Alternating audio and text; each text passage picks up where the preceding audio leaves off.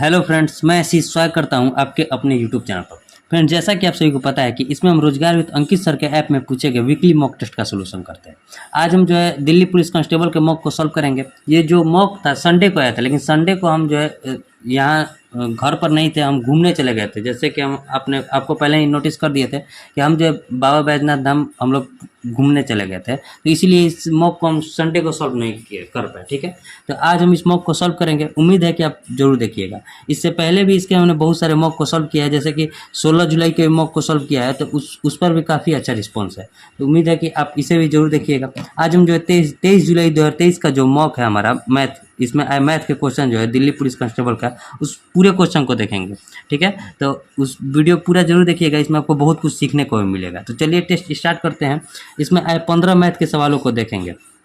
तो चलिए test start करते हैं, अटेम्प्ट टेस्ट। आज हम जो यूपी पुलिस कांस्टेबल के भी मॉक को सॉल्व करेंगे, तो उसे भी जरूर देखिएगा। उसमें भी आए हम टोटल लगभग 20-22 मैथ के सवाल होते हैं, वो सारे मैथ के सवाल को देखेंगे।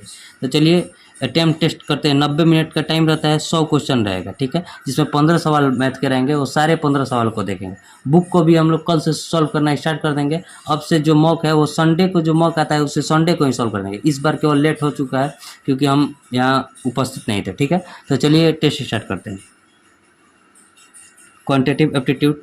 अब देखिए, जो हमारा पहला क्वेश्चन है, क्वेश्चन नंबर फर्स्ट क्या कह रहा है?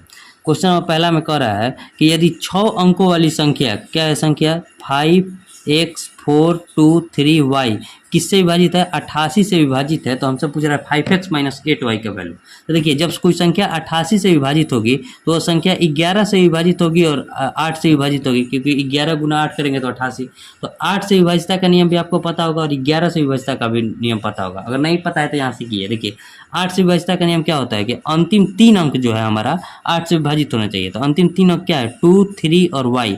अगर 8 से विभाजित होगा तो हमारा यहाँ से y का वैल्यू आ जाएगा। तो देखिए, 8 से कटाएंगे तो कितना हो जाएगा? 8 दूनी 16, क्या बचेगा? 7। और y की जगह क्या रखे कि 8 से कट जाए? तो अगर 2 रखेंगे तो 8 9 72 कट जाएगा हमारा, यानी कि y का मान तो आ गया। तो यानी कि y की जगह अगर हम 2 रख देंगे तो हमारा संख्या कट जाएगा 8 से। यानी कि अब संख्या क्या बचा हमारे पास? 5x 4 2 3 और 2। ठीक है, यही संख्या बचा। एक y का वैल्यू तो आ गया, तब हमें x का वैल्यू पता करना है। तो x का वैल्यू किससे पता चलेगा? तो 11 के विभाजितता का नियम से। तो 11 की विभाजितता का नियम क्या होता है कि अल्टरनेट अंकों का योग जो है 0 के बराबर या 11 का गुणज होना चाहिए। ठीक है, तो यानी कि 5 4 9 और 9 और 3 12, एक एक अंक छोड़ दिए, यानी कि x को यहाँ छोड़े हैं, 2 को यहाँ छोड़ दिए। ठीक है, 5 4 9 और 3 12। अब माइनस क्या हो जाएगा? तो x +2 यानी कि x -4। ठीक है, 2 और 2 4 बराबर किसके हो जाएगा? तो 0 के। तो यहाँ से x बराबर क्या हो जाएगा? तो x बराबर आ जाएगा हमारा 8, यानी कि x बराबर आ गया 8 और y बराबर आ गया था कितना? तो 2। ठीक है, तो x बराबर जब 8 आ गया, y बराबर 2 आ गया, तो हमारे 5x - 8y का वैल्यू क्या हो जाएगा? तो 5x - 8y। ठीक है, यही क्वेश्चन है। तो क्या हो जाएगा? तो देखिए, ये हो जाएगा 5 8 पंचे 40। ठीक है, अब माइनस 8 दूनी 16, यानी कि 40 में से 16 गया तो कितना बचा? तो 40 में से 16 गया तो बचा हमारे पास 24, यानी कौन सा ऑप्शन हो जाएगा? तो ऑप्शन नंबर बी। ठीक है, उम्मीद करते हैं आपको समझ में आया होगा।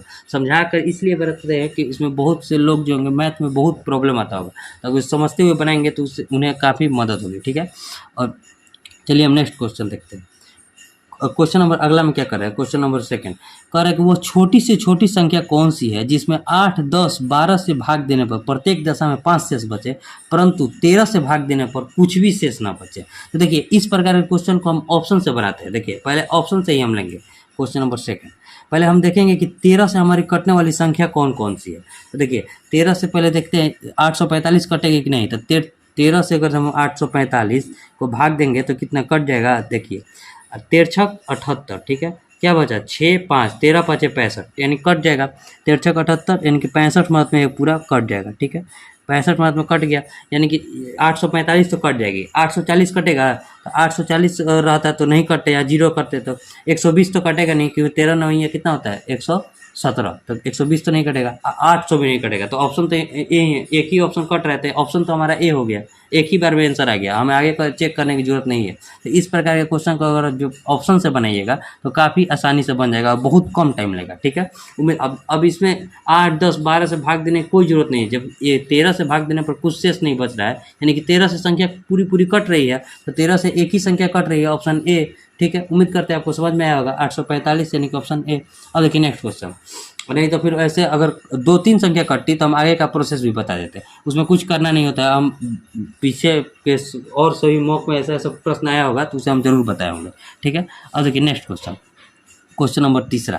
क्वेश्चन नंबर 3 में क्या कर रहा है, देखिए क्वेश्चन आपको दिख रहा होगा क्योंकि अब तो स्क्रीन रिकॉर्डिंग कर रहे हैं, अगर क्वेश्चन आपको स्क्रीन पर दिख रहा होगा। देखिए क्वेश्चन क्या कर रहा है कि एक वस्तु की कीमत हर वर्ष 20% बढ़ जाती है। ठीक है, यदि तीसरे और चौथे वर्ष के कीमतों का अंतर 259 रुपया 20 पैसा है तो दूसरे वर्ष के अंत में कीमत का 40% क्या होगा, यही क्वेश्चन है हमारा। देखिए हर वर्ष 20% बढ़ रही है, यानी कि पहला वर्ष अगर 100 रुपया है तो दूसरा वर्ष कितना हो जा रहा है 120 रुपया, इसमें 20% का वृद्धि हो गया। और उससे अगला वर्ष फिर इसमें भी 20% का वृद्धि हुआ तो इसमें 20% कितना हो, 12 दूनी 24, यानी कि 24 रुपये बढ़ गया तो कितना हो गया 144। और अगला वर्ष यानी कि चौथा वर्ष जो है इसमें भी 20% का वृद्धि हो गया तो 14.4, 10% हो गया 14.4, और 20% कितना हो गया तो फिर 14.4, यानी कि 4 4 8 और 14 14 28, 28.8 बढ़ जाएगा इसमें। तो 28.8 जब बढ़ेगा तो हमसे दोनों का अंतर पूछ रहा है, तीसरे और चौथे वर्ष का अंतर दिया है, यानी कि 28.8 ही उनका अंतर हो जाएगा, क्योंकि इसमें जब हम 28.8 जोड़ेंगे तो हमारा चौथा वर्ष का आ जाएगा। तो जब अंतर पूछ रहा है तो यही अंतर ना होगा, दोनों में से घटाएंगे तो अंतर यही हो जाएगा, यानी कि 28.8 का वैल्यू हमारा दे दिया है कितना, तो 259 रुपया 20 पैसा। ठीक है, तो हमसे क्या पूछ रहा है कि दूसरे वर्ष के अंत में कीमत का 40%, दूसरे वर्ष का अंत में कीमत क्या है 120, 120 का 40% कितना हो जाएगा, 120 का 40% अगर निकालेंगे तो कितना हो जाएगा 12 चौक 48, यानी कि 48 का वैल्यू हमसे पूछ रहा है। तो देखिए जब इसका मान इतना दिया है तो 48 का वैल्यू कितना हो जाएगा, तो 259 रुपया 20 पैसा बटे 28.8 इंटू 48, यही है क्वेश्चन। अब देखिए एक पॉइंट से एक पॉइंट को हटाएंगे तो एक जीरो भी हमारा ये हट जाएगा, जीरो का कोई मान नहीं है तो पॉइंट से पॉइंट हट गया। अब देखिए इसको किससे 8 से कटाएंगे तो कट जाएगा, 8 से कटिए 8 3 24, 4 8 8 6 48, 8 से इसको कटाएंगे तो 6 मार्क में, 6 से इसको कटा दिए तो 6 से कट गया।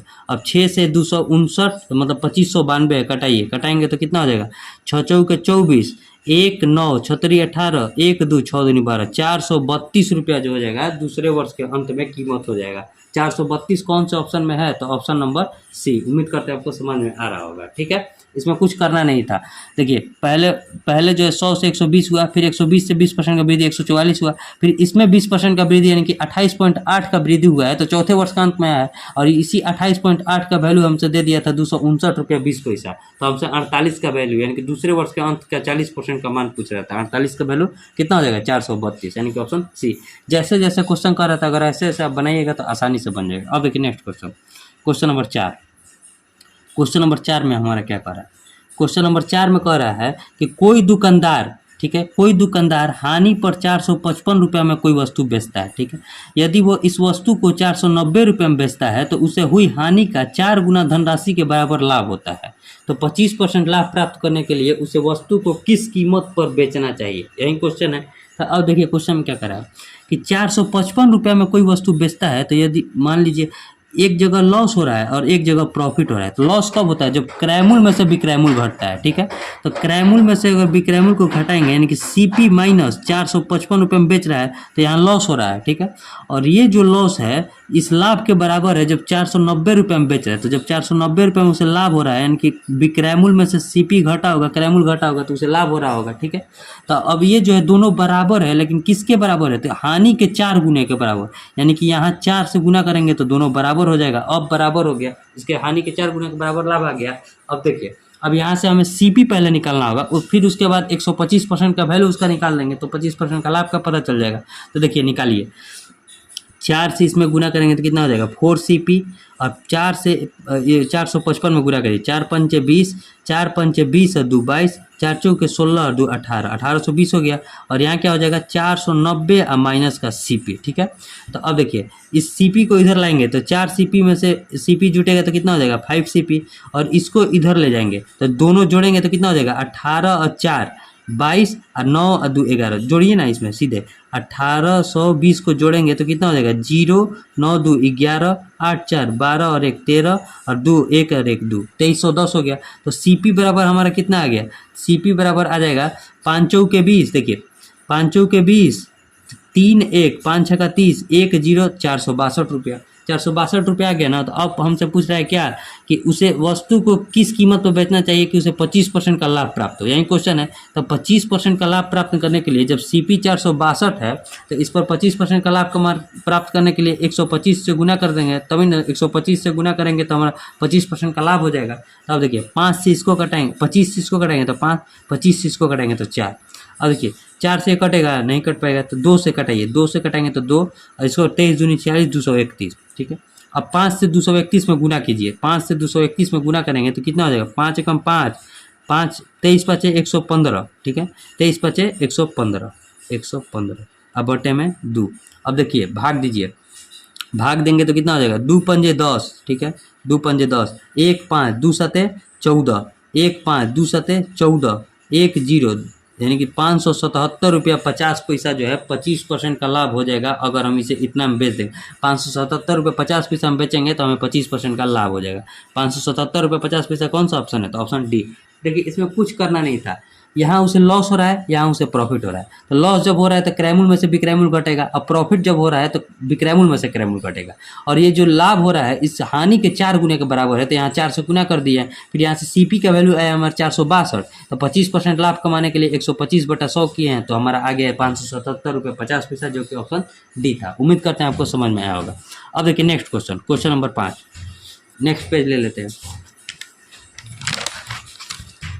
देखिए अब क्वेश्चन नंबर 5 में क्या करें, क्वेश्चन नंबर 5 में है हमारा कि समान वस्तु पर ट्रेडर A 25% की एकल छूट देता है और ट्रेडर B 20% और 5% की 2 क्रमागत छूट देता है। तो यदि A द्वारा दी गई छूट B द्वारा दी गई छूट से 320 रुपये अधिक है तो वस्तु का अंकित मूल्य बताना है, यानी कि 100% का वैल्यू हमसे पूछ रहा है। तो देखिए क्वेश्चन नंबर 5, एक जगह छूट क्या दे रहा है ट्रेडर A 25% का, ठीक है, और ट्रेडर B क्या कर रहा है कि 20% और 5% का 2 क्रमिक छूट दे रहा है। तो देखिए तो 20%, ठीक है, प्लस 5% और माइनस 20 इंटू 5/100, क्योंकि सक्सेसिव लगेगा यहाँ पर। सक्सेसिव इसलिए लगेगा क्योंकि यहाँ क्रमिक छूट दे रहा है, तो A प्लस B या माइनस AB/100, क्योंकि छूट दे रहा है इसीलिए यहाँ माइनस का साइन आया है। तो देखिए 20 5 कितना हो गया 25, और 20 से इसको करेंगे तो 5 से कट गया, यानी 25 में से 1 गया, कितना बचा 24%।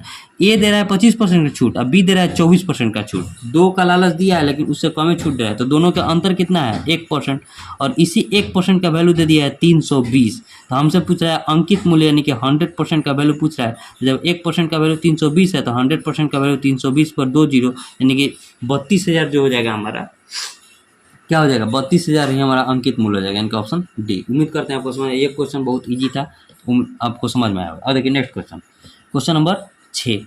क्वेश्चन नंबर 6 में क्या कर रहा है, 12 संख्याओं का औसत 42 है। देखिए एवरेज का क्वेश्चन बहुत शॉर्ट में बनाने की कोशिश करेंगे, समझिएगा।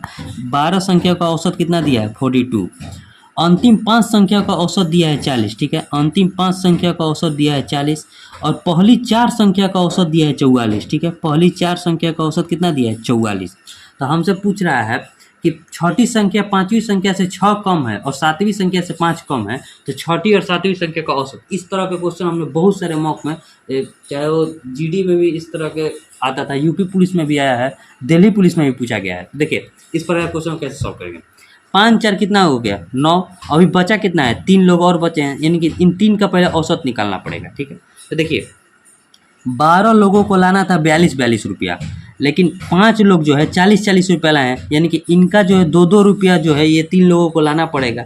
2 रुपया लाना पड़ेगा कितने लोगों का 5 लोगों का, यानी कि 10 रुपया जो है उन्हें एक्स्ट्रा लाना पड़ेगा। लेकिन ये जो 4 लोग बोल रहे हैं कि 2 रुपया, हम जो है 2 रुपया 4 लोग एक्स्ट्रा ला दिए हैं, यानी कि ये जो है 2 रुपया एक्स्ट्रा ला दिए हैं 4 लोग, यानी कि अब 8 रुपया एक्स्ट्रा आ चुका है। तो कितना और लाना पड़ेगा, तो अभी भी उन्हें 2 रुपया और लाना पड़ेगा। तो उन्हें अपना 42 रुपया तो लाना ही था और 2 रुपया एक्स्ट्रा भी लाना था, यानी कि 3 लोग जो है 42 रुपया अपना तो लाएंगे ही, यानी कितना लाएंगे 3 दूनी 6 और 3 चौके 12, 126 रुपया तो लाएंगे ही, और 2 रुपया इनका जो है मेंटेन करने के लिए और 2 रुपया लाना पड़ेगा, यानी कि 128 रुपया उन्हें लाना पड़ेगा, ठीक है, 128 रुपया लाना पड़ेगा। तो अब 128 जो है किसके बराबर है, देखिए क्वेश्चन में क्या कर रहा है कि छठी संख्या 5वीं संख्या से 6 कम है और 7वीं संख्या से 5 कम है। तो हम छठी संख्या को ही x मान लेते हैं। तो मान लीजिए एक संख्या क्या हो जाएगी, और देखिए तो संख्या बचेगी हमारे पास 5वीं संख्या, ठीक है, छठी संख्या और बचेगी 7वीं संख्या, ठीक है। और ये तीनों बराबर किसी को हो जाएंगे तो 128 के। अब छठी संख्या मान लीजिए x है, तो ये जो है इससे जो है पांचवी संख्या से 6 कम है, यानी कि पांचवी संख्या इससे 6 अधिक होगी, x प्लस 6 होगा। और सातवीं संख्या से 5 कम है, यानी कि सातवीं संख्या इससे 5 अधिक होगा, यानी कि तीनों का योग कितना हो जाएगा 128। ठीक है, तो अब देखिए 1 2 3 3x बराबर कितना हो जाएगा, 3x बराबर हो जाएगा 128 में से 11 घटेगा, तो 128 में से 11 घटेगा तो कितना बचेगा 117, यानी कि x बराबर आ जाएगा हमारा, x बराबर कितना आ जाएगा 117 में 3 से करेंगे, तीसरी के 9 और 2 7 3 9 27, यानी कि x बराबर आ गया हमारा 39।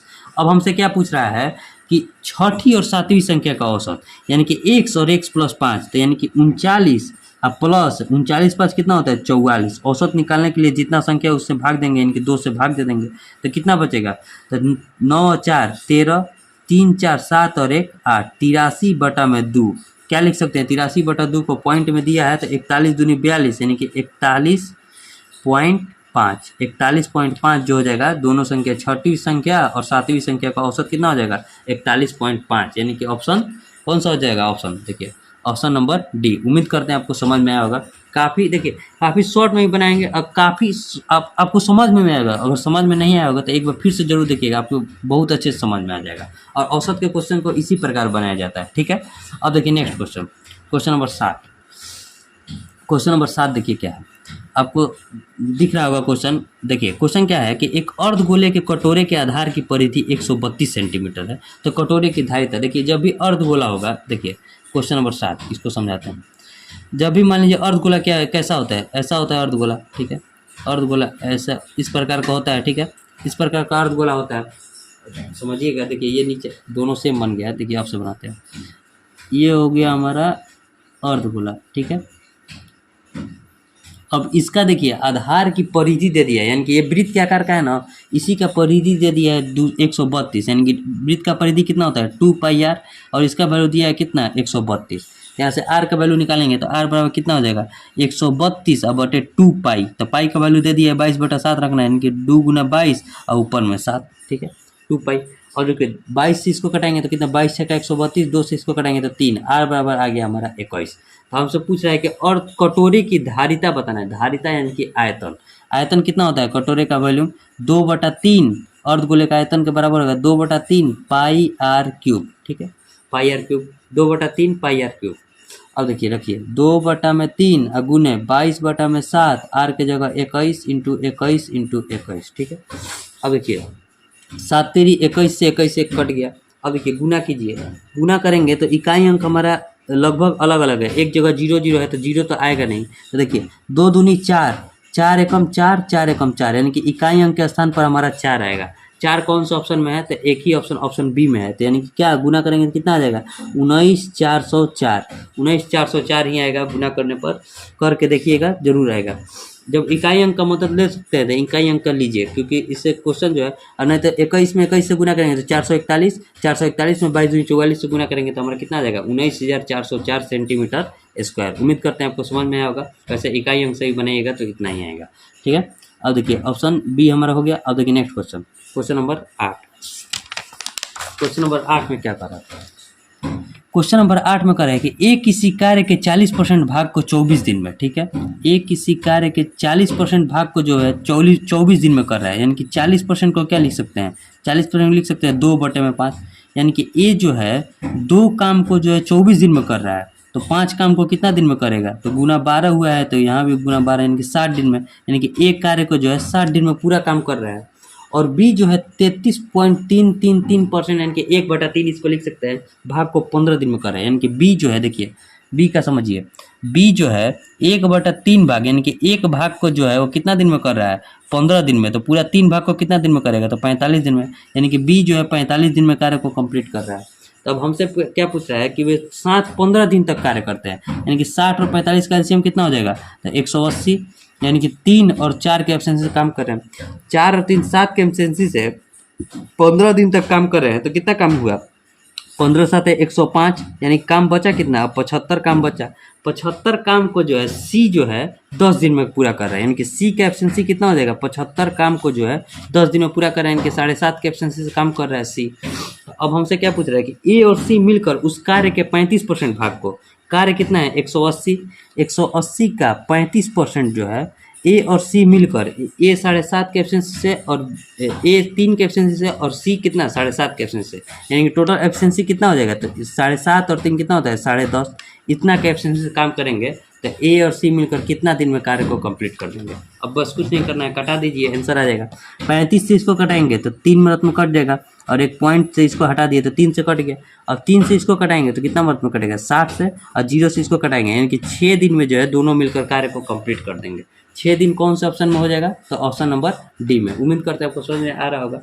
टाइम एंड वर्क का काफ़ी इजी प्रश्न होता है, जैसे जैसे प्रश्न बोल रहे हैं बस बनाइएगा, आसानी से बन जाएगा। ठीक है, अब देखिए next question, question number 9। Question number 9 में क्या कर रहा है, क्वेश्चन नंबर 9 में क्या कर रहा है, क्वेश्चन नंबर 9 ये भी देखिए। क्वेश्चन क्या है कि एक ट्रेन उसी दिशा में 4 किलोमीटर पर घंटा और 6 किलोमीटर पर घंटा की चाल से चल रहे दो व्यक्ति को क्रमशः 12 सेकंड और 14 सेकंड में पार करती है, तो ट्रेन की चाल ज्ञात करना है। देखिए इसमें कुछ नहीं करना है, जब कोई ट्रेन किसी व्यक्ति को पार कर रही है तो वो अपनी लंबाई को ही पार करेगी, यानी कि दोनों जगह जो है डिस्टेंस उसका बराबर होगा, यानी कि D1 D2 दोनों जगह बराबर होगा, क्योंकि दोनों जगह जो है ट्रेन अपनी लंबाई को ही पार कर रही होगी। तो डिस्टेंस निकालने के लिए क्या होता है, स्पीड इंटू टाइम, तो यहाँ भी क्या हो जाएगा स्पीड इंटू टाइम। ठीक है, तो अब देखिए जब दोनों जगह बराबर है तो यहाँ देखिए 4 किलोमीटर पर आवर के स्पीड से कितना सेकंड चल रही है, तो 12 सेकंड में पार कर रही है।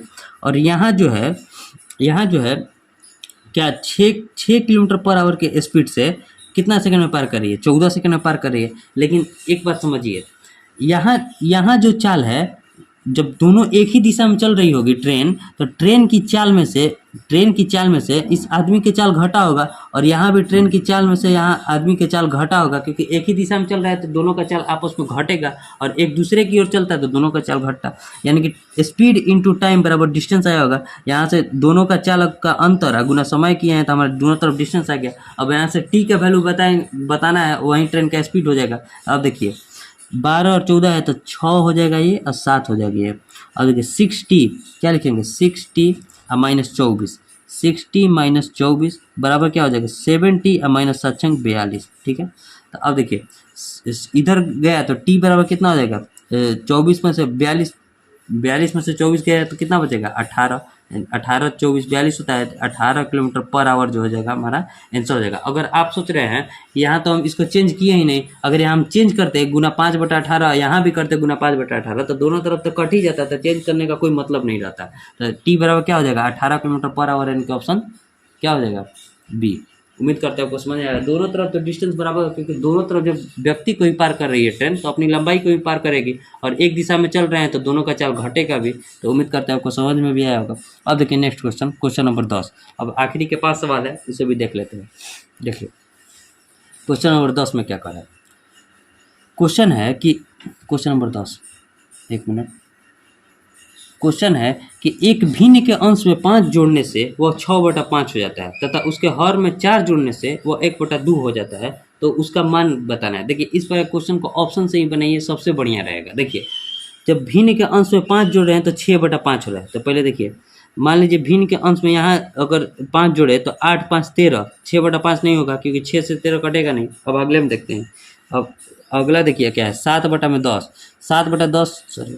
7/10 में जब 7 5 कितना हो जाएगा 12, अब 12/10 यानी क्या 6/5 यहाँ सेटिस्फाई कर रहा है। अब अगला क्या कर रहा है कि हर में 4 जोड़ने पर 1/2 हो जाता है, यानी कि हर क्या हो जाएगा 7, और 10 में 4 जोड़ेंगे तो कितना हो जाएगा 10 4 14, दोनों सब सेटिस्फाई कर गया, यानी कि ऑप्शन है हमारा बी हो जाएगा। अब आगे चेक करने की जरूरत नहीं है, आगे चेक भी कर सकते हैं लेकिन और कोई सेटिस्फाई नहीं करेगा। पहले देखिए 5 जोड़ रहे हैं तो हमारा सेटिस्फाई कर रहा है, तो फिर अगला वाला भी चेक करेंगे, नहीं तो इसी पर टिक करके नहीं भागना है। हो सकता है कि अगला वाला सेटिस्फाई न करे तो फिर दूसरा ऑप्शन हो जाएगा, लेकिन इसमें अगला वाला भी हर में अगर 4 जोड़ रहे हैं तो 1/2 आ रहा है, यानी कि दोनों सेटिस्फाई कर रहा है इक्वेशन हमारा, तो हमारा आंसर ऑप्शन बी हो जाएगा। अगर आप इक्वेशन मान कर बनाइएगा तो उसमें टाइम ज़्यादा लगेगा, जब हमारे पास ऑप्शन दिया हुआ है तो हम क्यों ना ऑप्शन का ही हेल्प लें। ठीक है, तो ऑप्शन बी हमारा जो है आंसर हो जाएगा। अब देखिए नेक्स्ट क्वेश्चन, क्वेश्चन नंबर कौन सा हो जाएगा, क्वेश्चन नंबर 11। क्वेश्चन नंबर 11 में देखिए क्या कर रहा है। क्वेश्चन नंबर 11 में है कि किसी धनराशि पर 10% वार्षिक ब्याज दर पर एक वर्ष के उन चक्रवृद्धि ब्याजों का अंतर 88 रुपया 80 पैसा है जब ब्याज को छमाही और वार्षिक आधार पर चक्रवृद्धि किया जाता है। उसी धनराशि का उसी ब्याज दर पर 1.2/3 वर्ष का साधारण ब्याज बताना है। देखिए इसका क्वेश्चन फॉर्म है 10% ब्याज है ना, 10% क्या लिख सकते हैं 1/10। इस मान लीजिए 100 रुपया हमारा क्या है मूलधन है, 100 रुपये मूलधन है। इस पर जब छमाही कर रहे हैं तो 10% जब एक वर्ष पर है तो 6 माह पर कितना हो जाएगा 5%। इस पर 5% का रेट लगेगा तो 5% का यहाँ भी लगेगा तो 100 का 5% कितना हो जाएगा 5 और 5, फिर इस पर 5% का रेट लगेगा क्योंकि रेट पर भी रेट लगता है, मतलब ब्याज पर भी जो है ब्याज लगता है। ब्याज पर ब्याज आएगा तो 5% कितना 50-25 आएंगे 0.25। अब इसी का मान देखिए 5-5 10 यहाँ भी हो जाएगा और एक साल का भी 10 आ जाएगा 10% के रेट से। अगर 100 पर 10% का रेट लगाएंगे तो कितना हो जाएगा 10, यानी कि दोनों का अंतर क्या हो जाएगा, यही अंतर हो जाएगा हमारा 6 माह पर। एक साल पर याद रखिएगा चक्रवृद्धि ब्याज और साधारण ब्याज बराबर होता है, लेकिन जब अंतर 6 महीना पर आ जाए तो यही अंतर हो जाएगा 0.25।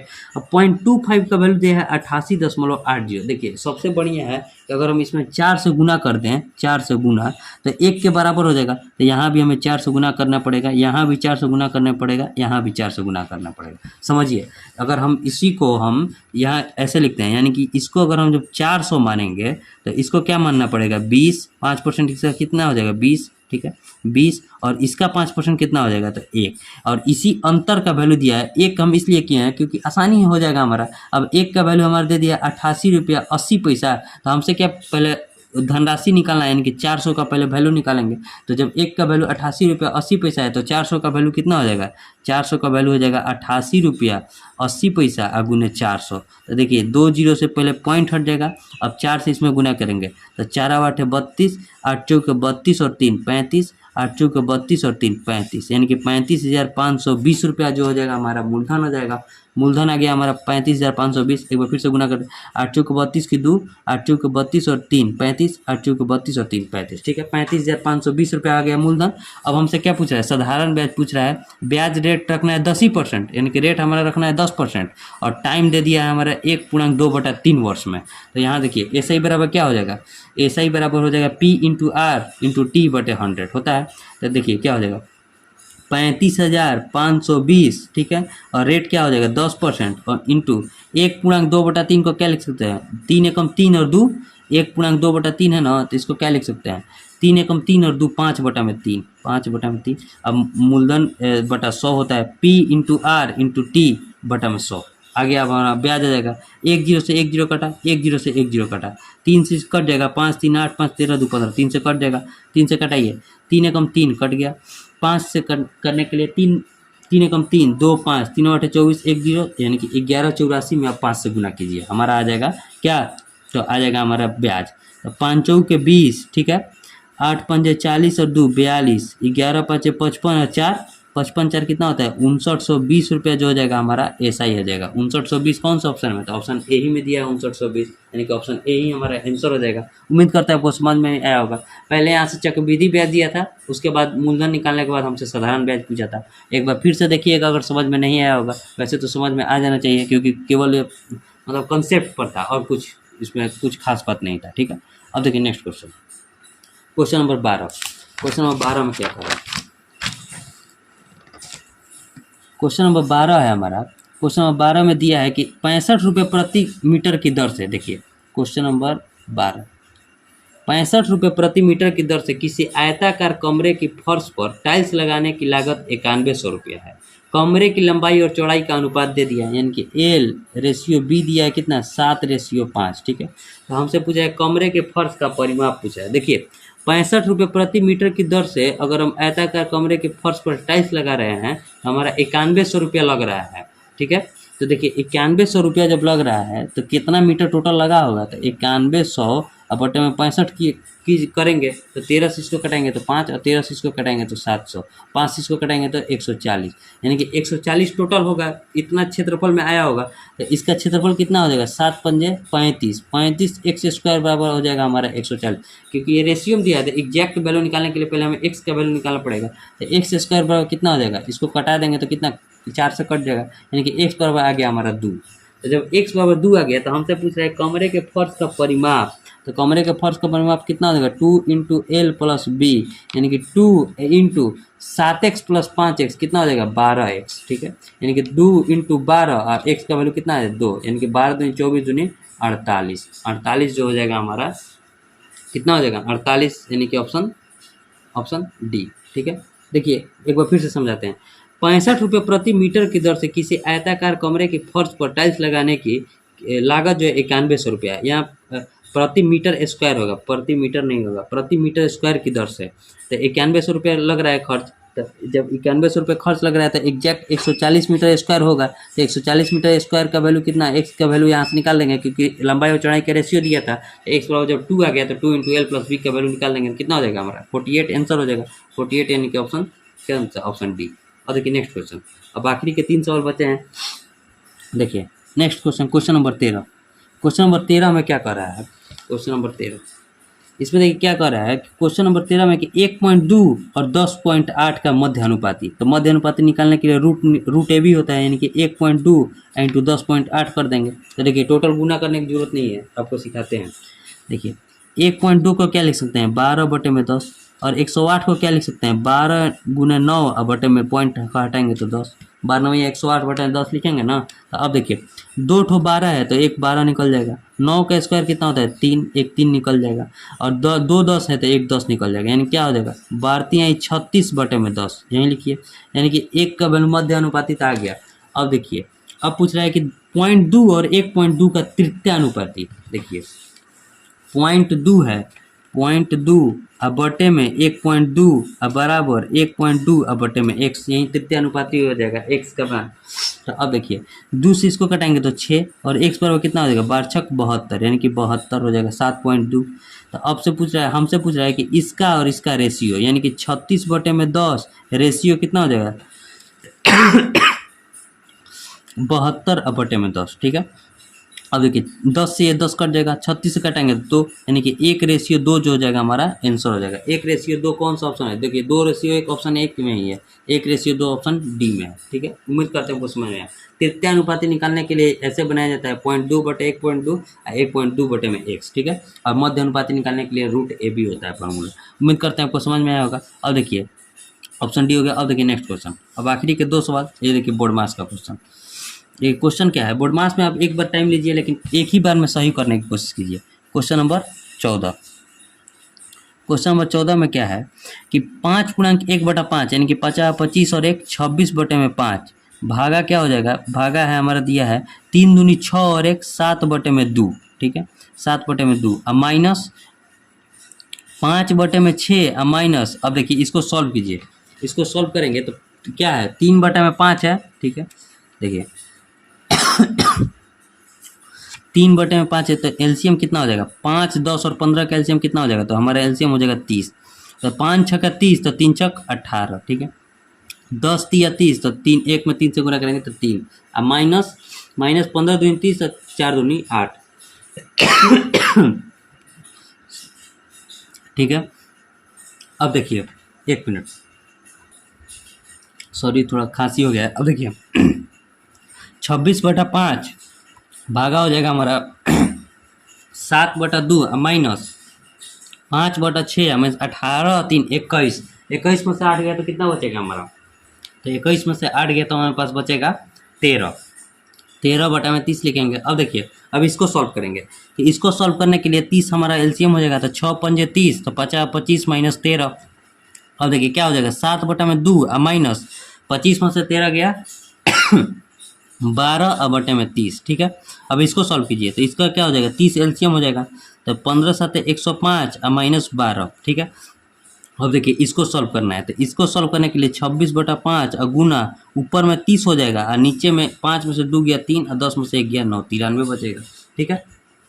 5 से इसको कटाएंगे तो 6, 3 से इसको कटाएंगे तो 3 31 और 3 से इसको कटाएंगे तो 2, अब किसी से कटेगा नहीं, तो 26 दूनी क्या हो जाएगा 52 और नीचे में क्या बचेगा 31, यानी कि 52/31 जो हो जाएगा हमारा आंसर हो जाएगा ऑप्शन बी।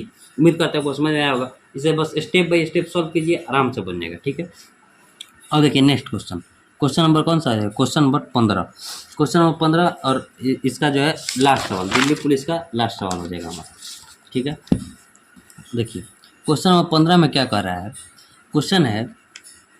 क्वेश्चन में दिया है कि एक रेलगाड़ी बिना रुके 72 किलोमीटर पर घंटे की औसत गति से और रुकने के साथ 60 किलोमीटर पर घंटे की औसत गति से चलती है। रेलगाड़ी औसतन प्रति घंटा कितने मिनट? ये देखिए हर शिफ्ट में लगभग ये प्रश्न आ रहा है और आपको याद भी हो गया हो। इसका देखिए आप फॉर्मूला याद कर लीजिए कि देखिए इसका बस कुछ नहीं, बिना रुके जब चल रही है तो बिना रुके कितना है 72 और रुक कर कितना चल रही है? तो देखिए 15 नंबर क्वेश्चन है, पहले यार क्वेश्चन नंबर लिख दिए। बिना रुके कितना चल रही है स्पीड से 72 और रुक कर कितना चल रही है 60, ठीक है। और फिर बिना रुके नीचे में रखेंगे और इंटू किससे गुना करेंगे? तो 60 से, क्योंकि मिनट में आएगा आंसर, ठीक है। कितना मिनट? तो अब देखिए 72 में से 60 गया, कितना बचा 12 और 12/72 इंटू 60, 12×6 = 72, 6 से कटाएंगे तो 10 मिनट। औसतन प्रति घंटा कितना रुक रही है? तो 10 मिनट, यानी कि ऑप्शन ए। देखिए क्या है, बिना रुके माइनस रुक कर बटे बिना रुके इंटू 60, यही फॉर्मूला होता है। बस इसे याद कर लीजिए, आराम से बन जाएगा, ठीक है। ऑप्शन कौन सा है? Option A. और हमारा 15 क्वेश्चन बन गया। अब इसे सबमिट कर देते हैं, ठीक है। 15 क्वेश्चन बन गया। अब देखिए सबमिट करते हैं, एक मिनट। सबमिट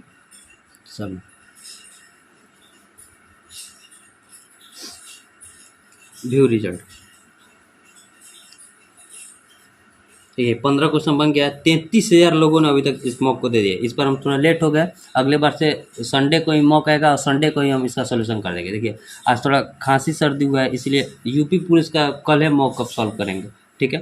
तो यूपी पुलिस का मॉक कल आएगा और कल उसको निश्चित सॉल्व कर देंगे, ठीक है। उम्मीद करता है आपको इसमें समझ में आया होगा, और समझ में आएगा तो इसे शेयर जरूर कीजिएगा। मिलेंगे नेक्स्ट वीडियो में, तब तक के लिए जय हिंद।